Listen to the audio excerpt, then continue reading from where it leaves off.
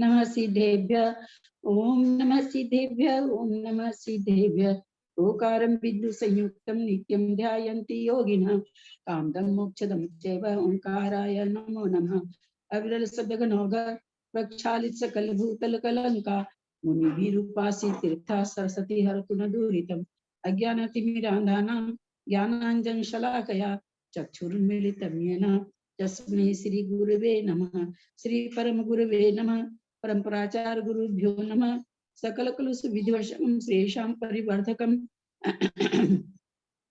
धर्म संबंधकं भव्य जीवना प्रतिबोधकारकं पुण्य प्रकाशकं पाप प्रणाशकमिदं शास्त्रं श्री गोमरसार जीवकांड नामधेयम् अस्य मूल ग्रंथ करतारा श्री सर्वज्ञ देवा सदुत्तर ग्रंथ करतारा श्री गंधर देवा प्रतिगंधर देवा तेष देवास्तेषां वचनानुसार मासाद्य पूज्य श्री नेमि चंद्राचार्य ने विरचितम् इदं शास्त्रं श्रोतारः सावधानतया शृण्वन्तु। मंगलम भगवान वीरो मंगलम गौतमो गणी मंगलम कुंदादो जैन धर्मोस्तु मंगलम सर्वमंगल मांगल्य सर्व कल्याण कारकम प्रधानम सर्वधर्माणां जैनम जयतु शासनम जैनम जयतु शासनम। सरस्वती नमस्तुभ्यं वरदे कामरूपिणी विद्यारंभं करिष्यामि सिद्धिर्भवतु मे सदा। वात्सल्यवाणी माता की जय। परम मांगलिक ग्रंथ गोमटसार जीव कांड जी की जय। नेमीचंद आचार्य की जय। रत्नचंद्र मुक्तार जी की जय। अढ़ाई दीप में विराजमान सभी आचार्य उपाध्याय सर्व साधु के चरणों में नमोस्तु नमोस्तु नमोस्तु। सभी आरिका माता जी के चरणों में बंदामी बंदामी बंदामी। सभी छुल्लक के छुलिका के चरणों में इच्छामी इच्छामी इच्छामी। सभी प्रतिमाधारी के चरणों में वंदना वंदना वंदना। रूप में विराजमान सभी पूज्य जनों का सादर चरण स्पर्श। सभी से सादर जय जिनेन्द्र। हम लोग गोमटसार जीव कांड जी ग्रंथराज का स्वाध्याय कर रहे हैं जो नेमी चंद्राचार्य के द्वारा लिखा हुआ है और जिसके टीका मुक्तार जी ने की है। पढ़ते हुए हम लोग 9वें गुण स्थान में चल रहे हैं। सिद्धम सुद्धम प्रणमिय जिनिंदवर नेमि चंदमकलंकम गुणरयन भूषणुदयम जीवस्य परुवणं वोच्छम्।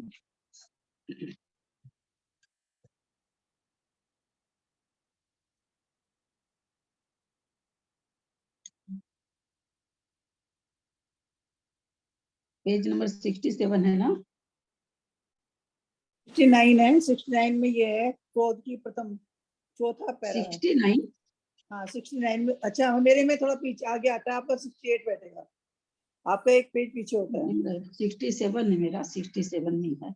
अच्छा मेरे में 68 बैठ रहा है, 9 बैठ रहा है। क्रोध की प्रथम दृष्टि यहाँ से आएगा। वेदन क्रोध की प्रथम कृष्टि का वेदन करने वाले की जो प्रथम स्थिति है उस प्रथम स्थिति में एक समय अधिक आवली शेष रहने पर क्रोध की प्रथम कृष्टि का चरम समय वेदक होता है। मानो अब अभी वो चरम समय, इसके बाद अब क्रोध का वेदन नहीं करेगा। तदंतर समय में क्रोध की द्वितीय कृष्टि प्रदेशाग्र को अपकर्षित कर क्रोध की प्रथम स्थिति को करता है। उस समय क्रोध की प्रथम संग्रह कृष्टि के जो दो समय कम दोआवली प्रमाण नवक समय प्रबद्ध है वे और उद्यावली में प्रविष्ट जो प्रदेशाग्र है वे प्रथम कृष्टि में शेष रहते हैं। जो नया बंधा है वो और जो प्रदेशों का समूह है वो वे प्रथम कृष्टि में शेष रहते हैं। उस समय क्रोध की द्वितीय कृष्टि का प्रथम समय वेदक होता है। शंका, जिस प्रकार क्रोध की प्रथम कृष्टि का वेदन करने वाला चारों कसायों की प्रथम कृष्टियों को बांधता है, उसी प्रकार क्रोध की द्वितीय कृष्टि का वेदन करने वाला क्या चारों ही कसायों की द्वितीय कृष्टियों को बांधता है अथवा नहीं बांधता है। जिस कसाय को जिस कृष्टि का वेदन करता है, जिस कसाय की जिस कृष्टि का वेदन करता है, उस कसाय की उस कृष्टि को बांधता है तथा शेष कसायों की प्रथम कृष्टियों को बांधता है।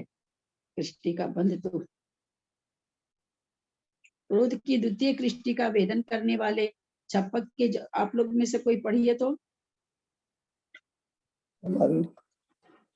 क्रोध की द्वितीय कृष्टि का भेदन करने वाले चपक के जो प्रथम स्थिति है, उस प्रथम स्थिति के आवली और प्रत्यावली काल के शेष रह जाने पर आगाल और प्रत्यागाल विच्छिन्न हो जाते हैं। उसी प्रथम स्थिति में एक एक समय अधिक आवली के शेष रहने पर उस समय क्रोध की द्वितीय कृष्टि का चरम समय वृत्ति वेदक होता है। उस समय में चारों संजीवलन कसायों का स्थिति बंध 2 मास और कुछ कम 20 दिवस प्रमाण है। शेष घातीय कर्मों का स्थिति बंध वर्ष पृथक प्रमाण है। शेष कर्मों का स्थिति बंध संख्यात सहस्त्र वर्ष प्रमाण है। उस समय चारों संजीवनों का स्थिति सत 5 वर्ष और अंतर्मुहूर्त कम 4 मास प्रमाण है। शेष 3 घातीय कर्मों की स्थिति सत संख्यात सहस्त्र वर्ष प्रमाण है। नाम गोत्र वेदनीय कर्म का स्थिति सतु असंख्यात वर्ष प्रमाण है। तदंतर समय में क्रोध की तृतीय कृष्टि के प्रदेशाग्र का अपकर्षण कर प्रथम स्थिति को करता है। उस समय में क्रोध की तृतीय संग्रह कृष्टि की अंतर कृष्टियों के असंख्यात बहुभाग उद्दीर्ण होते हैं और उन्हीं के असंख्यात बहुभाग बनते हैं। इतनी विशेषता है कि उद्दीर्ण होने वाले अंतर कृष्टियों से बनने वाली अंतर कृष्टियों का परिमाण विशेषहीन होता है। क्रोध की तृतीय कृष्टि को भेदन करने वाले की प्रथम स्थिति में एक समय अधिक आवली के शेष रहने पर चरम समय वृत्ति क्रोध वेदक होता है और उसी समय में क्रोध संतुलन की जघन्य स्थिति का उदीर्णा है। उस समय चारों संतुलन कसायों का स्थिति बन 2 मास है और स्थिति सतपूर्ण 4 वर्ष प्रमाण है। तदंतर समय में मान की प्रथम कृष्टि का अपकर्षण करके प्रथम स्थिति को करता है। यहाँ पर जो संतुलन मान का सर्व वेदक काल है, उस वेदक काल के त्रिभाग मात्र प्रथम स्थिति है। तो मान की प्रथम संग्रह कृष्टि को वेदन करने वाला उस प्रथम संग्रह कृष्टि की अंतर कृष्टियों के असंख्यात बहुभाग को वेदन करता है और तभी वह उन उद्दीर्ण हुई कृष्टियों से विशेषहीन कृष्टियों को बांधता है तथा शेष कसायों की प्रथम संग्रह कृष्टियों को ही बांधता है। मान की प्रथम संग्रह कृष्टि को वेदन करने वाले की जो प्रथम स्थिति है, उसमें जब एक समय अधिक आवली काल शेष रहता है, तब तीनों संतुलन कसायों का स्थिति बंद 1 मास और अंतर्मुहूर्त कम 20 दिवस है तथा स्थिति सत 3 वर्ष और अंतर्मुहूर्त कम 4 मास है। तंत्र काल में मान की द्वितीय संग्रह कृष्टि से प्रदेशाग्र का अपकर्षण करके प्रथम स्थिति को करता है।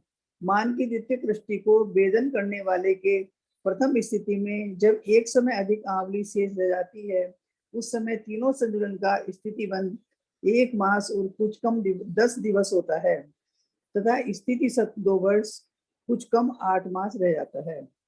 तंत्र समय में मान की तृतीय कृष्टि से प्रदेशाग्र को अपकर्षित करके प्रथम स्थिति को करता है और उसी विधि से मान की तृतीय कृष्टि को वेदन करने वाले को प्रथम स्थिति में एक समय अधिक आवली काल शेष रह जाता है। उस समय वह मान का चरम समय वेदक होता है। तब तीनों संतुलनों का स्थिति बंद 1 मास और स्थिति सत 2 वर्ष होता है। तदंतर समय में माया की प्रथम कृष्टि से प्रदेशाग्र का अपकर्षण कर प्रथम स्थिति को करता है और उसी विधि से माया की प्रथम कृष्टि को वेदन करने वाले की प्रथम स्थिति में एक समय अधिक आवली काल शेष रह जाता है। उस समय उन दोनों संजुलनों को स्थिति बंद कुछ कम 25 दिवस और स्थिति सत का 1 वर्ष और कुछ कम 8 मास होता है। तदंतर काल में माया की द्वितीय कृष्टि से प्रदेशाग्र का अपकर्षण करके प्रथम स्थिति को करता है।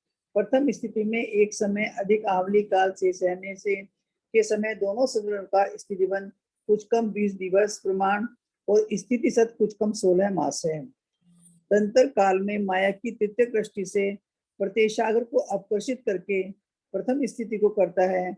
उस प्रथम स्थिति में एक समय अधिक आवली काल शेष रहने पर माया का चरम समय वृत्ति वेदक होता है। उस समय दोनों संतुलन का स्थिति बंद अर्धमास और स्थिति सत 1 वर्ष है।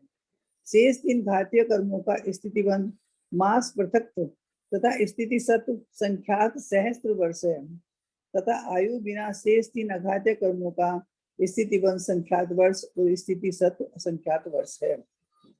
तंत्र काल में लोभ की प्रथम संग्रह दृष्टि से प्रत्यक्षाग्र का अपकर्षण करके प्रथम स्थिति को करता है। लोभ की प्रथम स्थिति को वेदन करने वाले के जब एक समय अधिक अवधि काल से जाता है तब लोभ का स्थिति बंध अंतर मुहूर्त है और स्थिति सत्व भी अंतर मुहूर्त है। 3 घातीय कर्मों का स्थिति बंध दिवस पृथक होता है। शेष कर्मों का स्थिति बंध वर्ष पृथक होता है। घातीय कर्मों का स्थिति सत संख्यात सहस्त्र वर्ष और 3 अघातीय का स्थिति सत असंख्यात वर्ष है। तत्पश्चात अनंतर काल में लोभ की द्वितीय दृष्टि से प्रत्यक्षाग्र का आकर्षण करके प्रथम स्थिति को करता है। उसी समय लोभ की द्वितीय और तृतीय दृष्टि के प्रत्यक्षाग्र को सूक्ष्म सांप्रायिक दृष्टि रूप करता है, जिनका अवस्थान लोभ की तृतीय दृष्टि के नीचे है। चंचलन लोभ कसाय के अनुभाग को बादर सांप्रायिक दृष्टियों से भी अंतगुंत हानि के रूप में परिणमित कर अत्यंत सूक्ष्म या मंद अनुभाग रूप अवस्थित करने को सूक्ष्म सांप्रायिक दृष्टिकरण कहते हैं। सर्वजगन्य बादर दृष्टि से सर्वोत्कृष्ट सूक्ष्म सांप्रायिक दृष्टि का भी अनुभाग अनंत गुणित होता है। इसलिए सूक्ष्म सांप्रायिक दृष्टियों का स्थान लोभ की दृष्टि तृतीय दृष्टि के नीचे है। लोभ की द्वितीय दृष्टि का भेदन करने वाला प्रथम समय में ही सूक्ष्म सांप्रायिक दृष्टियों की रचना करना प्रारंभ करता है। यदि संजुलन लोभ के द्वितीय त्रिभाग में सूक्ष्म सांप्रायिक दृष्टियों की रचना न करे तो तृतीय त्रिभाग में सूक्ष्म दृष्टि का भेद रूप से परिणमन नहीं हो सकता। लोभ की द्वितीय दृष्टि के भेदन करने वाले की जो प्रथम स्थिति है, उस प्रथम स्थिति में जब एक समय अधिक आवली काल शेष रह जाता है, उस समय वह चरम समयवर्ती बादर सांप्रायिक होता है।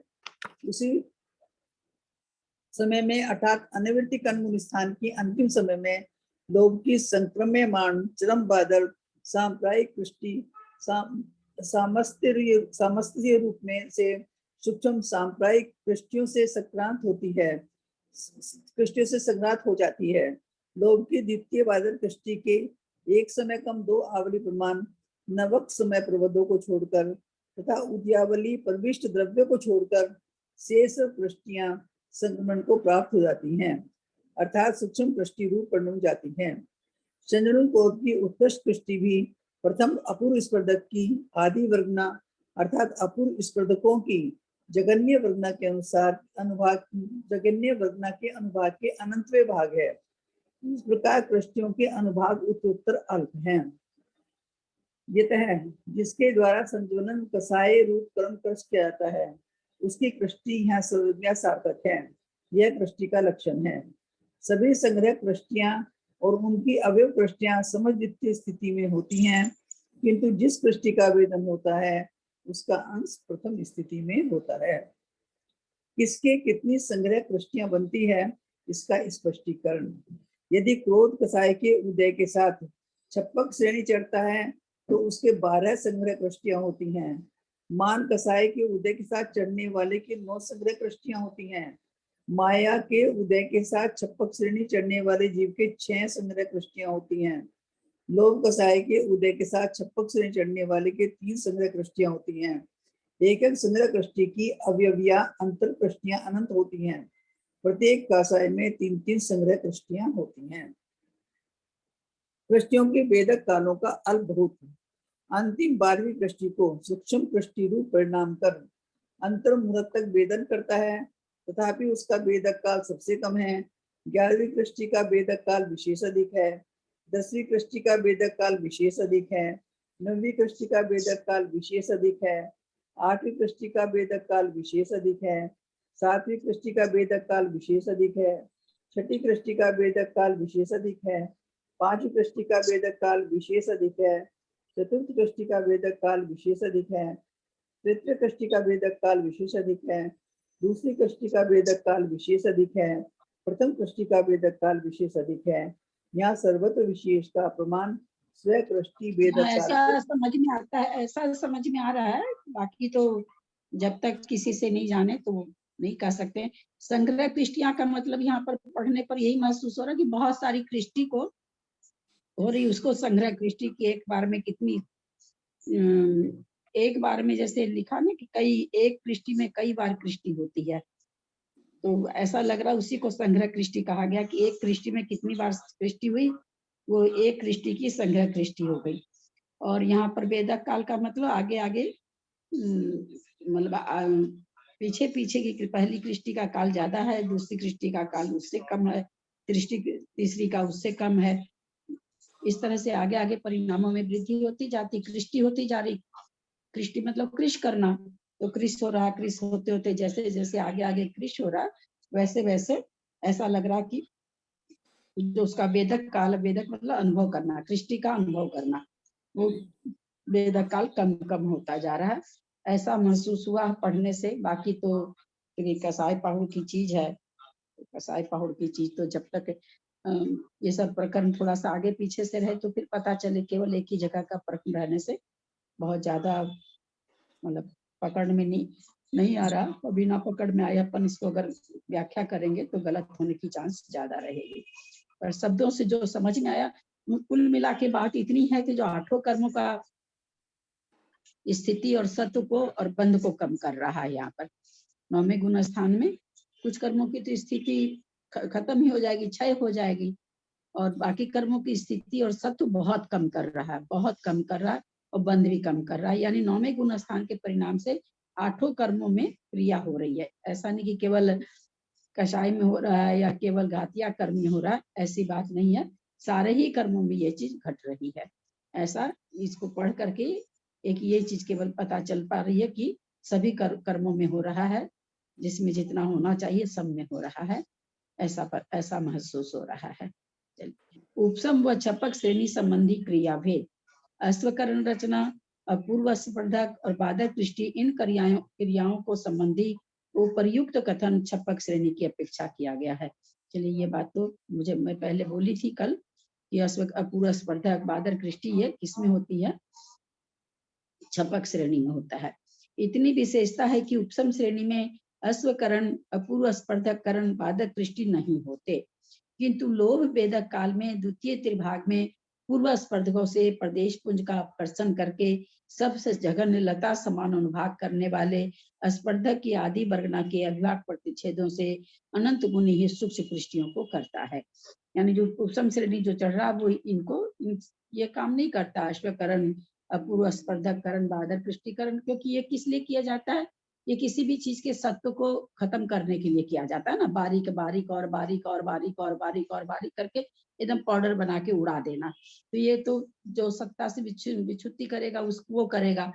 उपसम श्रेणी वाला तो सत्ता से विच्छुन कर नहीं रहा, लेकिन उसको दबाना है तो दबाने में भी उसको थोड़ा तो उसको स्थूल रूप से जो है उसको नहीं दबा सकता। तो यहाँ पर वही करें कि सूक्ष्म कृष्टि तो यहाँ पर होती है जो उपसम श्रेणी चढ़ते हैं, क्योंकि 10वें गुण स्थान में जो लोभ कसाय उदय में आनी है वो 12वें छपक वाले के, उपशम वाले के बिल्कुल एक जैसी उदय में आनी है, इसलिए उसको लोभ कसाय की सूक्ष्म कृष्टि उसको करनी पड़ रही है। बाकी तीन जो अश्वकरण, अपूर्व स्पर्धक करण और बादर कृष्टि ये उपसम श्रेणी वाला नहीं करता है, क्योंकि वो तो उनको दबा के जा रहा है ना, सारी चीज सारे कर्म परमाणुओं को दबा के जा रहा है, सारे सारे कर्मों को तो करने की जरूरत नहीं रहती है। लेकिन आगे जो 10वें गुण स्थान में जो उदय में लाना है वो तो 10वें गुण स्थान के जैसे ही उस प्रकृति को करनी पड़ेगी, यानी लोभ को सूक्ष्म करना ही पड़ेगा, इसलिए लोभ में सूक्ष्म कृष्टि होती है, ऐसा यहाँ से निकल रहा है। इस द्वितीय विभाग का नाम कृष्टिकरण काल है, क्योंकि यहाँ पर स्पर्धकगत अनुभाग का अपवर्तन कर कृष्टियों को करता है। अतः इस लोभ वेदक काल के द्वितीय त्रिभाग की कृष्टिकरण काल यह सार्थक संज्ञा है।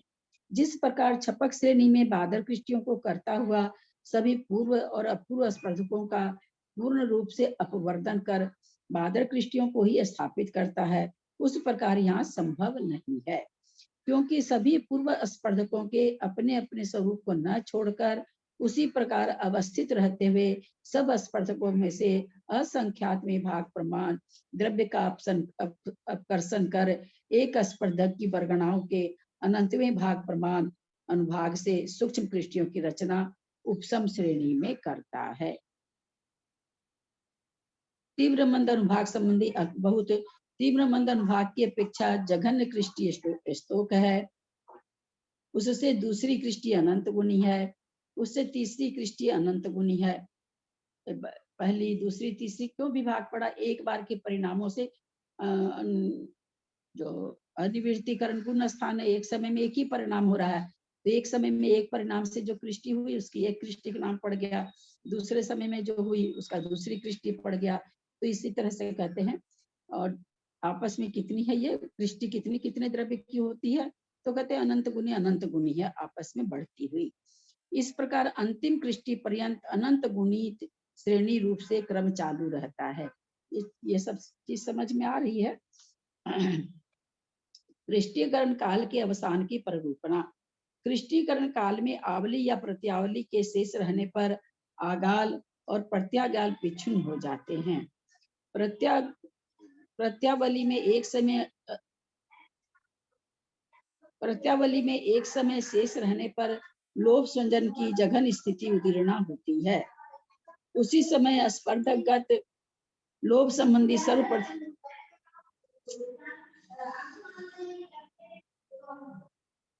गाल माने क्या हुआ? प्रत्यगाल जैसा गेट बंद करते ना, कैसे आवाज आ रहा है रोड से।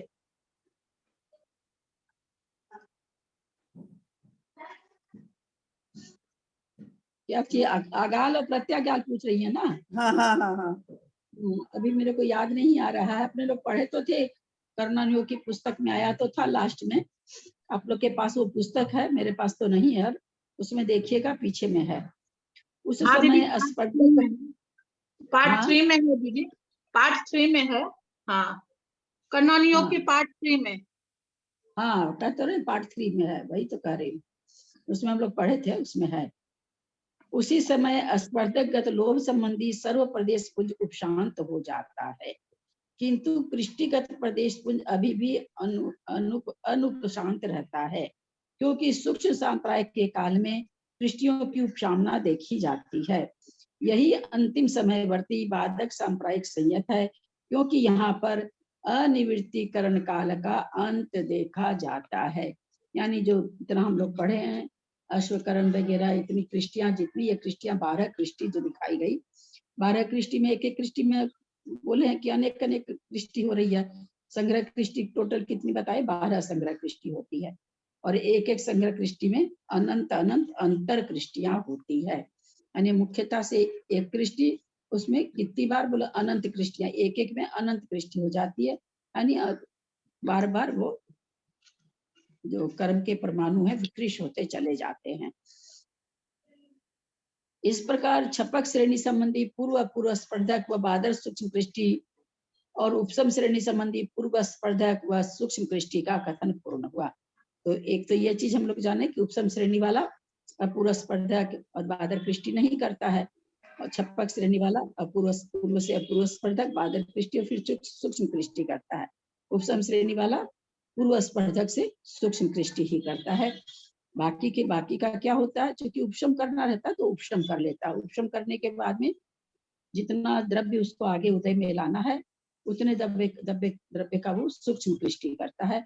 बाकी द्रव्य वैसे का वैसे उपशम रहता है, जो कि फिर वापस नीचे उतरता है, फिर वापस 8वें गुना स्थान में जाता है, 9वें गुना स्थान में आता है। तो धीरे धीरे एक एक चीज वापस उदय में आनी चालू हो जाती है। दीदी एक छोटा सा प्रश्न था, ये 58वीं गाथा के शुरुआत में जो विशेषार्थ दिया है, वहां 4 कषायों का जो मतलब अनुभाग सत्व में जो क्रम दिया है, उसमें मान संज्वलन पहले लिया है, क्रोध माया और लोभ बाद में लिया है। लेकिन उसके आगे जो अनुभाग कांडक घात हो रहा है, उसमें सामान्य से क्रोध मान माया लोभ लिया है। ऐसा क्यों? सत्व में पहले मान आया, बाद में क्रोध माया लोभ आया, और अनुभाग कांडक में यूजुअल क्रोध मान माया लोभ आया है। मान संजलन में अनुभाग सबसे कम है, और लोभ में अनुभाग सबसे अधिक है, ऊपर जो आया है ना। और फिर आप कह रहे हैं कि अश्वकरण में जो अनुभाग कांडक घात बताया है, उसके आगे सेंटेंस में, तो उसमें मान के स्पर्धक विशेष अधिक है, और क्रोध के मतलब क्रोध के सबसे कम है। यहाँ क्रोध दूसरे स्थान पर आया था, यहाँ क्रोध पहले स्थान पर आ गया।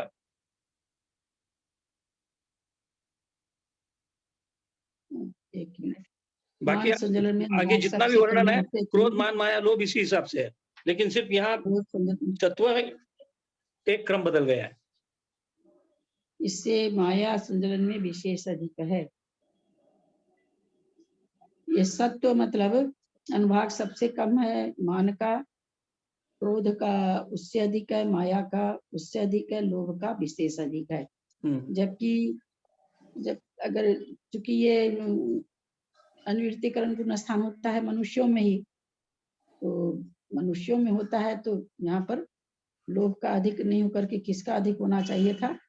अगर अपने लोग जैसे कहते हैं ना, प्राय करके कहते हैं ना, भाई लोभ का साय कहाँ पाई जाती है? तो देवों में पाई जाती है, क्रोध का साय नारकियों में पाई जाती है, माया का साय इसमें पाई जाती है, त्रियंचों में मान का साय मान मनुष्यों दशाएं में। पुरुषों मनुष्य पर्याय में पाई जाती है। अगर उस बात को देखें तो वो बात यहाँ पर फिट बैठ नहीं रही है, क्योंकि मान का साय का तो सबसे कम है यहाँ पर। जो अनुभाग कांड कुछ अनुभाग कांड क्रोध के स्पर्धक स्तोक हैं। सत्व सबसे कम है मान का, लेकिन जब वो ये अनुभाग हो रहा है तो अनुभाग वो तो ऊपर, हाँ ऊपर जो बता रहे हैं वो तो आपके अनुभाग की स्थिति बता रहे हैं कि अनुभाग कितना है। नीचे वो जो बता रहे हैं वो ये कह रहे हैं कि अनुभाग कांडाघात जो किया जा रहा है तो उसमें किसके प्रदेश ज्यादा लिए जाते हैं। नीचे दूसरी चीज है, ऊपर दूसरी चीज है। ऊपर वो कह रहे हैं अनुभाग कितना कितना बचा हुआ है, सब चारों कसायों का अनुभाग कितना कितना है। अब इतनी इतनी चीज है, लेकिन जब अब खत्म जब कर रहा है तो उसमें जब खत्म करना तो उसमें किसके अनुभाग को ज्यादा खत्म कर रहा है? दोनों दो चीज है, इसलिए उसकी प्रक्रिया दूसरी है। खत्म करने की प्रक्रिया में ऐसा होता होगा कि क्रोध के स्पर्धक सबसे कम खत्म किए जाते होंगे, मान का उससे ज्यादा खत्म किया जाता होगा, है ना। अनुभाग कांडाघात हो रहा है वहां पर। अनुभाग कांडाघात में तो कह रहे हैं ना, क्रोध के स्पर्धक स्तोक है, मान के उससे अधिक है, माया के उससे अधिक है, लोभ के सबसे अधिक हैं, क्योंकि लोभ का साय सबसे अंत में जाती है। ऊपर तो जो सत्ता में है वो बताए हैं कि कितना कितना है, नीचे जो घात हो रहा है, नीचे जो हो रहा है वो घात हो रहा है। तो लोभ का साय का इसलिए सबसे ज्यादा है क्योंकि लोभ का साय को अगर ज्यादा नहीं करेगा तो लोभ का साय तो बहुत आगे तक जाती है, ऐसा महसूस हो रहा है कि इसीलिए घात करने के समय में लोभ का साय का द्रव्य सबसे ज्यादा घात किया जा रहा है, क्योंकि सारा द्रव्य अंत तो गत्वा उसी को मिलता है, लोभ को ही सारा मिलता है। तो इसलिए हो सकता है उसके कारण ऐसा हो। बाकी तो बहुत मतलब प्रमाणिक तौर से तो हम कुछ नहीं कह सकते, क्योंकि जहां से इन्होंने वर्णन किया ना, जब तक वो ग्रंथ तो आगे पीछे से नहीं पढ़े तब तक बहुत अच्छी तरह से इसको नहीं आदमी समझ सकता है। बस इतना ही अपने को समझना यहाँ पर कि 9वें गुण स्थान में कितना कार्य हो रहा है। कितना कार्य होते हुए भी एक चीज ये जाने, मतलब किस तरह से कृष्टि कृष्टि कृष्टि ऐसे बोलने में तो बादर कृष्टि, सूक्ष्म कृष्टि, 2 कृष्टि बोल के रह जाते हैं, पर यहाँ क्या पता चला कि 12 संग्रह कृष्टि हो रही। संग्रह कृष्टि का मतलब यहाँ पर यही निकला है एक एक कृष्टि में अनंत अनंत कृष्टि है, इसलिए शायद संग्रह कृष्टि कह करके उसका नाम दे। संग्रह माने बहुत सारी कृष्टियों का होना। और उसके बाद यहाँ पर ये समझ में आया कि उपशम श्रेणी वाला तो केवल सूक्ष्म कृष्टि ही करता है, अपूर्व स्पर्धक और बादर कृष्टि नहीं करता है। उसका नहीं करने का कारण कि उसको तो उपशम करना है, तो सारे कर्मों को उपशम कर दिया उसने। लेकिन 10वें गुण स्थान में जो उदय में सूक्ष्म संप्राय लोभ उदय में आना है, वो तो उसको भी उतनी ही उदय में आनी है जितनी छपक वाले के। इसलिए लोभ की यहाँ पर ये सूक्ष्म दृष्टि तो करता है, लेकिन बाकी सब चीजों को वहां पर चूंकि उपशम श्रेणी है वो उपसमा लेता है सारी चीजों को। ऐसा यहाँ पर ये चीज जानने को मिला, जो कि पहले से नहीं जानते थे ये सब चीजें इतनी। नेचुरली वो अपूर्व और बादर कृष्टि क्यों करेगा? वो तो ये कार्य तो तब होते हैं जब उसको नाश करना रहता है, सत्व को क्षय करना रहता है। मोटा पूर्व से अपूर्व किया, अपूर्व से बादर किया, बादर से सूक्ष्म किया और सूक्ष्म से खत्म कर दिया। यहाँ खत्म तो करना नहीं है, इसलिए और किसी का सहाय का वो सूक्ष्म दृष्टि भी नहीं करता है, केवल लोभ कसाय की सूक्ष्म दृष्टि करता है, बाकी सारे को वो दबा देता है। ऐसा यहाँ से निकल के आया है।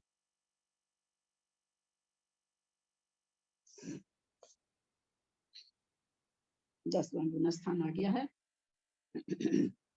धुव कुसुम भय वत्थम ओदि जहाँ सुहमराय संजुतम एवं सुहम कसाओ सुहम सरा गोत्तिटादब्बो धुव कुसुम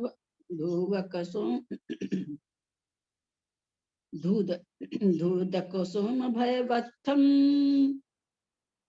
ओदि जहाँ सुहमराय संजुतम एवं सुहम कसायो सुहम सरा गोतिनादब्बो।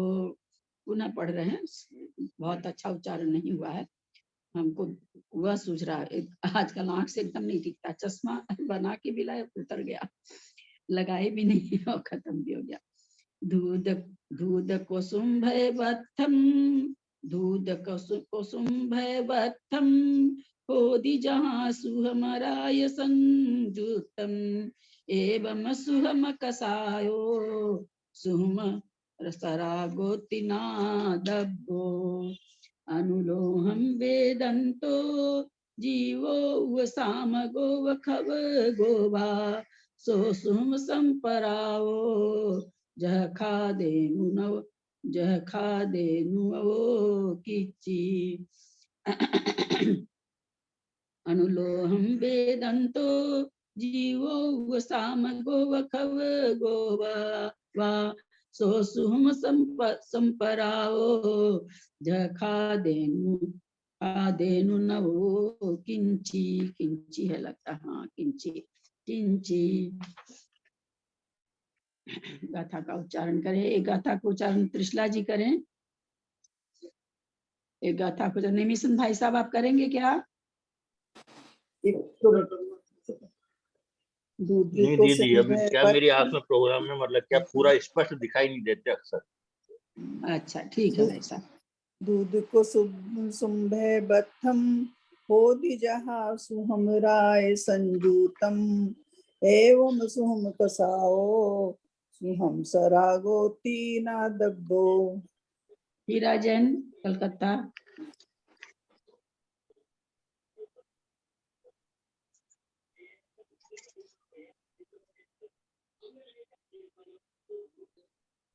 आप म्यूट हैं।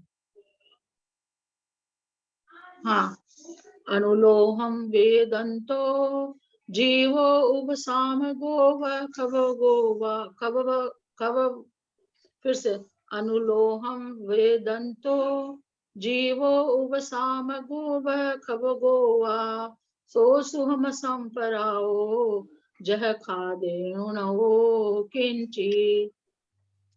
क्या कर रहे हैं? दूध को शुंभय वत्थम, धुले वत्थम माने वस्त्र, दूध माने धुले हुए वस्त्र में कोसुम्भ हल्की सी लाली रह जाती है, होती है जहाँ जहाँ सुहुम राग संयुतम, जो सूक्ष्म राग से संयुक्त होता है, मान लो धुला हुआ वस्त्र तनिक सा लालिमा रह जाती है वैसे। एवं सुहुम कसायो, इस प्रकार ये सूक्ष्म कसाय सुहुम राग गोति नादब्बो, इस तरह से सूक्ष्म कसाय से युक्त जो जीव है वो सूक्ष्म राग सराग है। अनुलोहम वेदंतो, अणु माने थोड़ा है ना, जीवो वेदंतो माने जीव वेदन करता है। कौन करता है? वो शाम गो व खब गोया, जो शामक है और छपक है वो दोनों सूक्ष्म लोभ का वेदन करते हैं। सो सुहुम संपराओ, वह सूक्ष्म सांप्रायिक चारित्र वाला है। जह खादेन उण ओ किंची, किंची माने थोड़ा सा, जह खादेन माने यथाख्यात चारित्र से, उणओ माने कम है। जो सूक्ष्म सांप्रायिक चारित्र है वो कैसा है? तो कहते हैं यथाख्यात चारित्र से थोड़ा सा कम है। किंचित है ना, किंची माने किंचित, उणओ माने ऊण है, न्यून है। धुले हुए कौसुंबी वस्त्र में जिस प्रकार सूक्ष्म लालिमा रह जाती है, उसी प्रकार वादर कसाय का अभाव हो जाने पर भी सूक्ष्म कसाय युक्त जीव या सूक्ष्म सारांश संप्राय ऐसा जानना चाहिए। जो उपशमक है, उपशमक या छपक सूक्ष्म लोक का वेदन कर रहा है या सूक्ष्म सांप्रायिक चारित्र वाला है और यह यथाख्यात चारित्र से किंचित न्यून है। कोई कपड़ा लेकर के आए, कच्चा रंग था, काला अंतर में, एक बार यहाँ के बड़ा बाजार से तौलिया का थान लेकर के आए थे। लाए तो भाई ठीक है, अब चारों बगल से सिलाई करके चौके वगैरह में काम में ले लेंगे। तो उसको जब लिया गया चौके में काम में, तो मतलब जितना कपड़े में रंग नहीं था उससे ज्यादा तो वो रंग छोड़ने लगा। फालतू तो हो ही गया। अंततः उसको कोशिश करे भाई धोने 4 धुलाई के बाद हो सकता है ठीक हो जाएगा। वो लास्ट में जाके इतना उसका रंग निकल गया कि वो ऐसे लगा देखने में जैसे कोई सफेद कपड़ा में कोई हल्का सा ब्लू कलर चढ़ गया हो। तो मतलब वो है तो सफेद ही कपड़ा, जो धुला हुआ वस्त्र है सफेद है, लेकिन हल्की सी उसमें लालिमा सी प्रतीत होती है। उसको कहा जाएगा सफेद ही वस्त्र, लेकिन हल्की सी लालिमा पड़ती। जैसे हम लोग इसको और इस तरह से समझ सकते हैं, लड़की देखने जाते हैं, लोग पूछते भाई कैसी लड़की है, बोला है तो गोरी गेहूं सा रंग है। कोई क्या कहता है करके पिंक गुलाबी है, पिंकिस्ट गोरी है ना। तो ये हम लोग क्यों ऐसा बोलते हैं, तो गोरी पर किसी में पिंक सी झलक आती है, किसी में गेहूं की पीलेपन की सी झलक आती है। तो हम आकर के उसके बारे में, उसके गोरे रंग के बारे में ये उपमा से बोलते हैं। तो ठीक वही चीज है कि वस्त्र तो सफेद ही है, हल्की सी लालमा, यानी है तो वहां पर निरकसाई ही, लेकिन जो थोड़ी सी कसाई है बची हुई है, उसके कारण वो कसाय वाला कहला रहा है। जबकि वो कसाई कितनी सूक्ष्म है कि अपने भाई बंधु को बुलाने में सक्षम नहीं है, यानी नई कसाय का और बंद कराने में वो सक्षम नहीं है, इतनी कमजोर पड़ चुकी है। अनिवृत्तीकरण परिणामों के द्वारा यद्यपि राग देश रूप कसाय को धो दिया है, अर्थात उसका अभाव कर दिया है, तथापि धुले हुए कसुम्भी वस्त्र के समान सूक्ष्म लोभ रूप राग का या कसाय शेष रह जाती है। यह सूक्ष्म लोभोदय के कारण उपशामक अथवा छपक का सूक्ष्म सांप्राय चारित्र यथाख्यात चारित्र से कुछ न्यून रह जाता है। सूक्ष्म कसाय को सूक्ष्म सांप्राय कहते हैं। उसमें जिन संयतों का प्रवेश हो गया है वे सूक्ष्म सांप्राय संयत 10वें गुण स्थान वर्ती हैं। उनमें उपशमक और छपक दोनों होते हैं। सूक्ष्म सांप्राय की अपेक्षा उनमें भेद नहीं होने से उपशमक और छपक इन दोनों का एक ही गुण स्थान होता है। जो सूक्ष्म कसाय है वो चाहे उपशमक हो चाहे छपक हो, दोनों की जो उसका कसाय की डिग्री है बिल्कुल एक जैसी होती है। उसमें अंतर नहीं होता कि छपक वाली की तो बहुत कमजोर हो, उसकी थोड़ी तीव्र हो, ऐसा कहते हैं, भेद नहीं बनता है। इसी कारण कहते हैं कि एक ही गुण स्थान है। 10वां गुण स्थान, आगे तो 11 और 12 हो रहे हैं, लेकिन यहाँ पर 10वां गुण स्थान दोनों के लिए एक ही है, क्योंकि वहां पर जो कसाय बची है वो एक ही रेंज की बची है।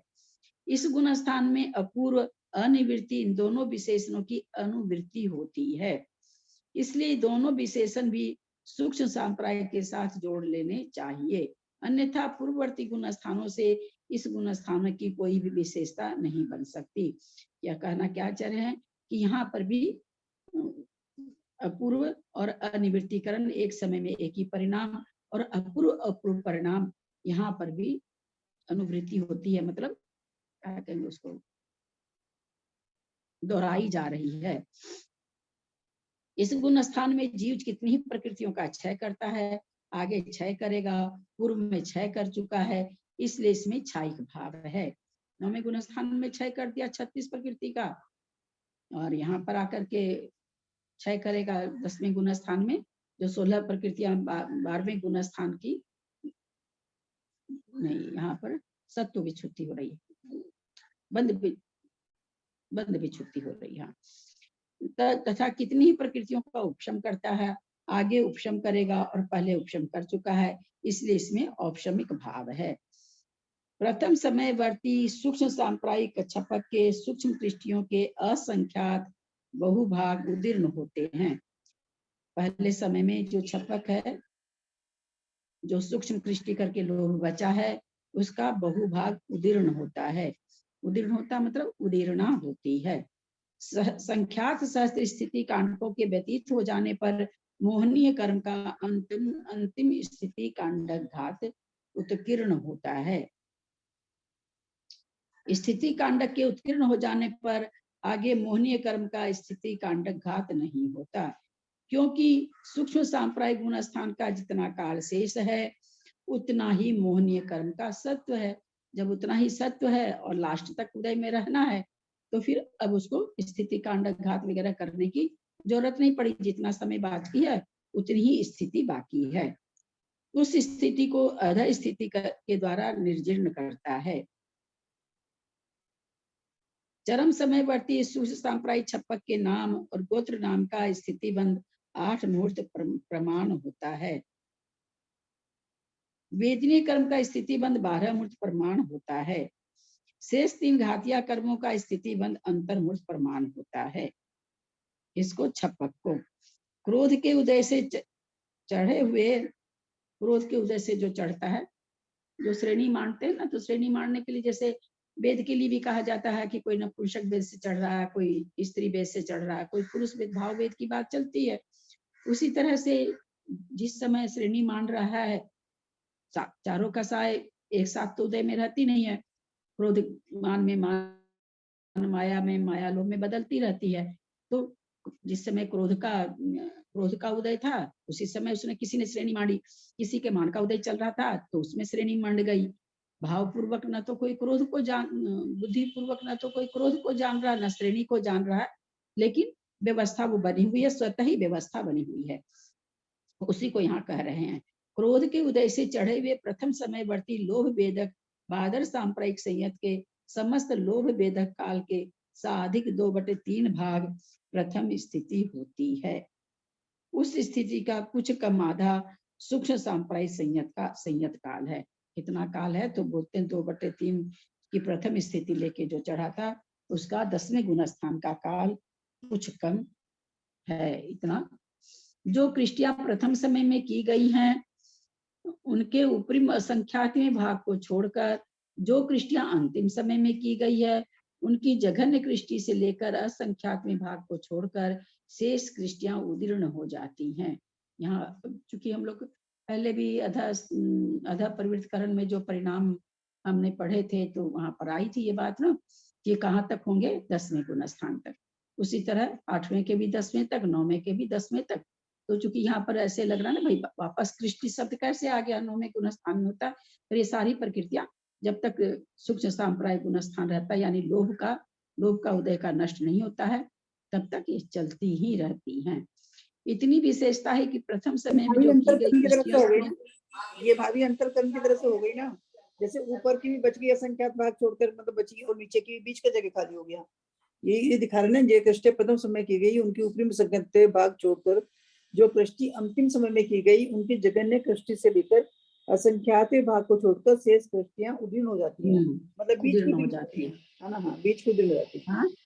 बीच की उदीर्ण हो जाती हैं। मतलब थोड़ी सी पहले ही बचती है, थोड़ी सी लास्ट की बचती है, बीच की खत्म हो जाती है। खत्म हो जाती।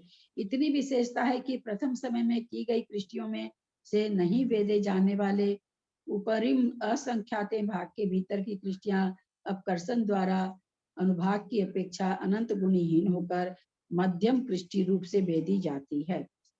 अर्थात अंतिम समय में रची गई कृष्टियों में से जघन्य कृष्टि से लेकर नहीं वेदे जाने वाला अधस्तन असंख्यातवें भाग के भीतर ही कृष्टियां अनंत गुणी होकर मध्यम कृष्टि के रूप से वेदी जाती है। मतलब कितना काम होता है एक अंतर्मुहूर्त काल में, और परिणामों की कितनी विचित्रता है। मतलब परिणाम रूपी अग्नि कितनी ऐसी वो अग्नि होती, ध्यान रूपी अग्नि, कितने कितने काम हो रहे हैं, बाप रे बाप, कितने कितने काम हो रहे हैं जो हम लोग पढ़ नहीं पाए हैं। वो काम वहां पर अंतर्मुहूर्त में काम हो जाता है। पढ़ने में हम लोग का मतलब ये हो रहा है, थक रहे हैं, वो काम वहां पर अंतर्मुहूर्त काल में कैसे हो जाता है भगवान ही जाने। क्योंकि अपने रूप से ही उनके उदय अभाव का कथन किया गया है, किंतु मध्यम आकार रूप होकर उसके उदय की स्थिति का प्रतिषेध नहीं है। प्रथम समयवर्ती सुख सांप्रदायिक उपशामक सभी कृष्टियों के प्रदेश पुंज को गुण श्रेणी रूप से उपशमाता है, अर्थात प्रति समय असंख्यात गुणी श्रेणी रूप से कृष्टियों के प्रदेश पुंज को उपशमाता है। उपशम श्रेणी की बात आ रही है। प्रथम समय में सर्व कृष्टियों में पल्योपम के असंख्यात्म भाग का भाग देने पर जो एक भाग प्राप्त होता उतने प्रदेश पुंज को उपशमाता है। पुनः यहाँ पर पल्ले के असंख्यात्म भाग प्रमाण है और छपक श्रेणी में क्या है, अनंत। अनंत सब जगह ये एक चीज और अंतर रहता है उपशमक में और छपक में। छपक में सारी चीज अनंत गुनी होती है, यहाँ पर पल्ले का संख्यात्मक भाग होता है।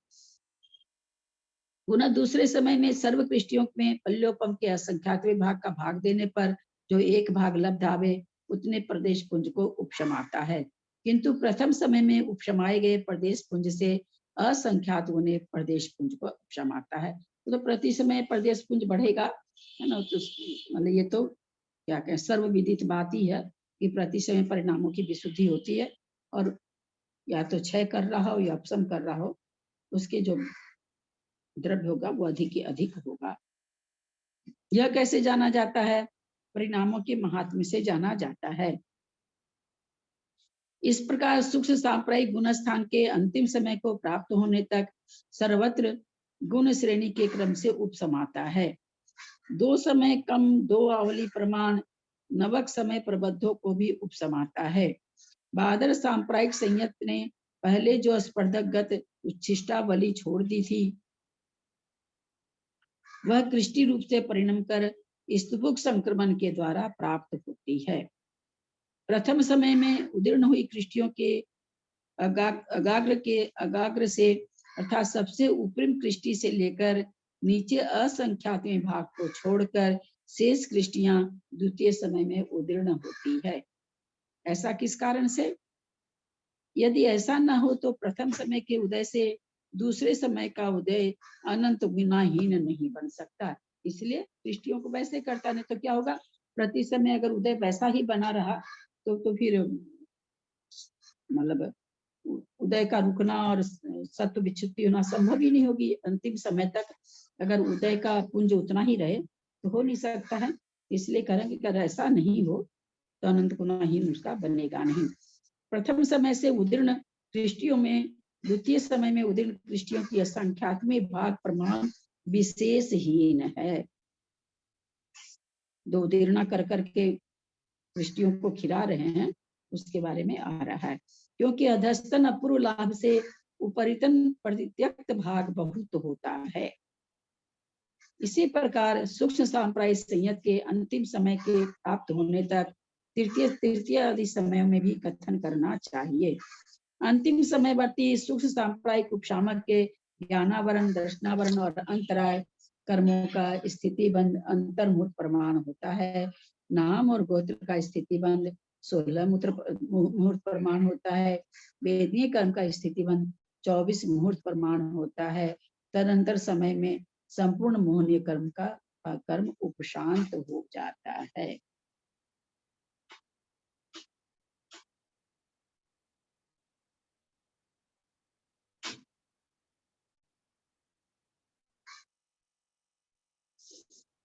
पूवै फद्दये अनुभागादो अनंत गुणहीने लोहानुमि टिठयो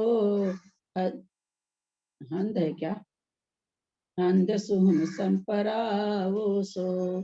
पूवै फद्दये अनुभागादो अनंत गुणहीने लोहानुमि टिठयो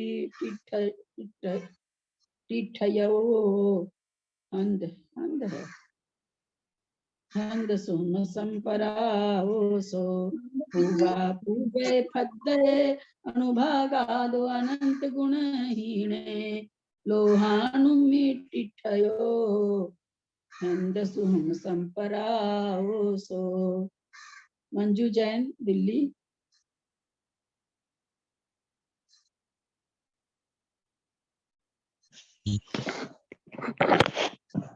पूव पद अणुभागा अनुभागादो अनंत गुणहीने लोहणम में तिथियो तिथियो हंद स्वम संपरायो सो।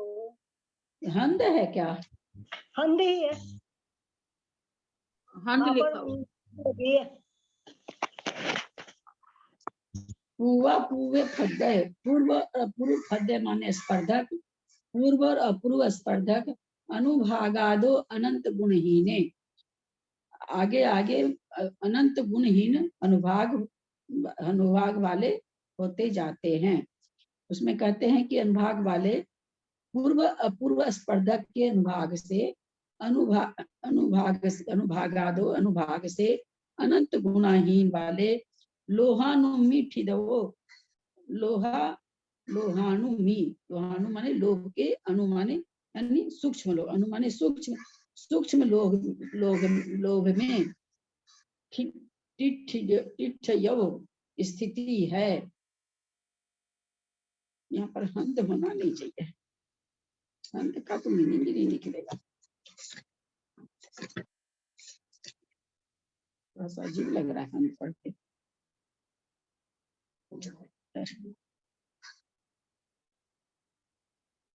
शुद्धि पत्र में तो कुछ नहीं दिया, हंदी होगा लगता है। हंद सोम संपरावो सब, उसे सूक्ष्म सांप्रायिक गुणस्थानवर्ती समझना चाहिए। तो सूक्ष्म सांप्रायिक गुणस्थानवर्ती किसे समझना चाहिए?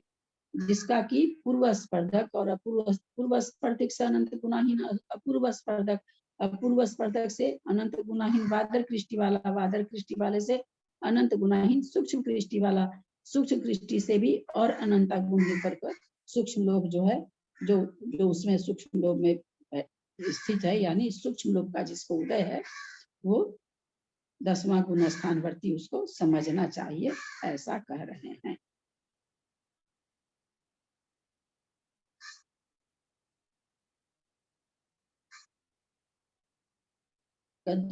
कदक फल जुद जलम वा सरये सरवाणियम यनिमलयम सयलो वसंत मोहो वसंत कसायो दी। कदक फल जुद जलम वा सरये सरवाणियम यनिमलयम सयलो वसंत मोहो वसंत कसायो दी। सुमन सेठी हैदराबाद। हाँ दीदी प्रणाम। कदक फल जुद जलम वा सरे सर्वाणियम वणिमलयम सैलो वसंत मोहो वसंत कसायो दी। कदक फल जुत जलम, कटक फल से युक्त जल, वा अथवा सरे सर्वाणियम निर्मलयम, सरे माने शरद ऋतु में, सर्वाणियम माने सरोवर का जल, निर्मलयम निर्मल होता है। या तो कटक फल से युक्त जो जल होता है, कटक फल एक होता है, देखा हुआ तो हम लोग का नहीं है, लेकिन शास्त्रों में आता है कि पानी में डाल दो तो सारी गंदगी नीचे बैठ जाती है और ऊपर एकदम जल साफ हो जाता है। तो कटक फल से युक्त या तो जल जैसा निर्मल है वो, या कहते शरद ऋतु में सरोवर का जल देखते ही हम लोग एकदम निर्मल रहता है, पूरा चेहरा उसमें चल रहता है। तो कहते हैं कि शरद ऋतु में होने वाले सरोवर की जल के समान। सयल वसंत मोहो, सयल माने समस्त, वसंत माने उपशम कर दिया है, किसका? मोह का। सयल वसंत मोह, जिसने मोह को पूरी तरह से उपशंत कर दिया है, उपशंत होने के कारण वसंत कसायो होदी, उपशांत कसाय वाला होता है। फिर देखें, कदक फल जुत जलम, कटक फल से युक्त जल निर्मल जल के समान, वा अथवा सर ए माने सरोवर सर्वाणियम या व निमलयम, शरद ऋतु में होने वाले, सरे माने सरोवर का जल, निर्मलयम जैसे निर्मल होता है। तो कटक फल से युक्त निर्मल जल अथवा शरद ऋतु में पाए जाने वाला सरोवर का जल, जल के समान सयल वसंत मोह, सयल माने समस्त, वसंत माने उपशम, मोह माने मोह, समस्त मोहनीय कर्म का उपशम जिसने कर दिया है, वसंत कषायो होती, वह उपशांत कषाय वाला होता है, अथवा उसकी संज्ञा उपशांत कषाय होती है। 11वें गुण स्थान का नाम दिया है, ऊपर 10वें का बताए थे, नीचे 11वां गुण स्थान को बताए हैं। समय हो गया है, कल 2:30 बजे।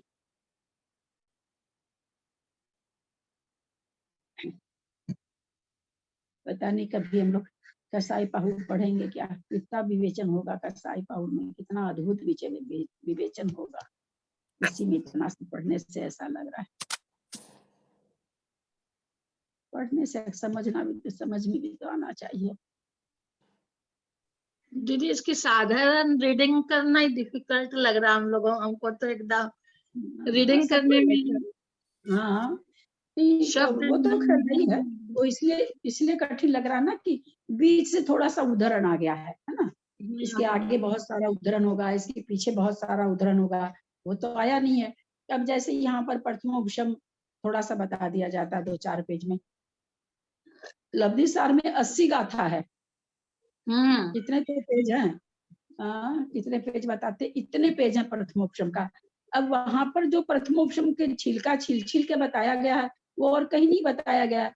तो उसी तरह से इन परिणामों के बारे में 10वें गुण 9वें गुण स्थान के परिणामों के बारे में जो बताया गया, क्योंकि कसाई का सारा कथन है, तो कसाई पाहुड़ में, अब कसाई पाहुड़ में जिसमें जो यहाँ पर 4 पेज है, वहां पर पता नहीं 40 पेज है, 100 पेज है, कितने पेज अपने को नहीं पता है। वहां पर एकदम एक एक परिणामों को खोल के बताया जाता होगा, बताया गया है ही है, तो वहां पर थोड़ा समझ में आ सकता है। इतना थोड़ा सा खाली बीच से कुछ उठा के देने से तो ऐसे ही बहुत कड़ा है, तो कहाँ से समझ में आएगा, आ ही नहीं सकता है ना। लेकिन चलो भद्राचार्य जी का है ना, गुण भद्राचार्य जी का। थोड़ी तो भाववासना हुई कि ये मतलब इस तरह से परिणामों में खटर पटर चलती है, इस तरह से विशुद्धियां होती है परिणामों के बल से, इस तरह से कृष्टिया नए नए शब्द जाने, बादर कृष्टि, सूक्ष्म कृष्टि, संग्रह कृष्टि, हम लोग तो ये नाम भी नहीं जानते थे ना, है ना, अपूर्वकरण, अपूर्व स्पर्धक, पूर्व स्पर्धक, अश्वकरण, आज ये नाम तो जाने ना कम से कम, तो ऐसे ही तो प्रोग्रेस होती है, उन्नति और कैसे होती है, धीरे धीरे धीरे धीरे तो उन्नति होती है। आज इन 5-7 शब्दों को जाने, कल हो सकता है आगे हम लोगों को और ऐसा कुछ मिल जाए तो इन शब्दों को और अच्छी तरह से जान पाएंगे। तो एक साथ में ही सारी चीज नहीं होती, एक साथ में आचार्य श्री कहते हैं विद्या पचंती विद्या कालेन पच्यति, विद्या हाँ, कालेन पच्यति, विद्या कालेन पच्यति। पचे तो काल आने पर विद्या, कोई भी चीज फल भी समय आने पर ही पकता है, तो विद्या भी समय आने पर ही पकती है। हम लोगों के लिए ये जो आज इसका 10वें गुण 9वें गुण स्थान का जो आया, ये समझिए अपने लिए, हम लोग बच्चे क्लास के हैं, और ये समझ लीजिए आपको MSc का कोर्स है, तो कहाँ से हम लोग पढ़ लिए MSc के कोर्स को, यही बहुत बड़ी बात है। कम से कम मुख्तार जी ने दे दिया तो पढ़ तो लिए, जाने तो सही कि क्या है कसाई पाहुड़ में, नाम कसाई पाहुड़ बस जानते हैं, वो भी इन दिनों नाम हम जाने, तो नाम भी कहाँ जानते थे शास्त्रों का।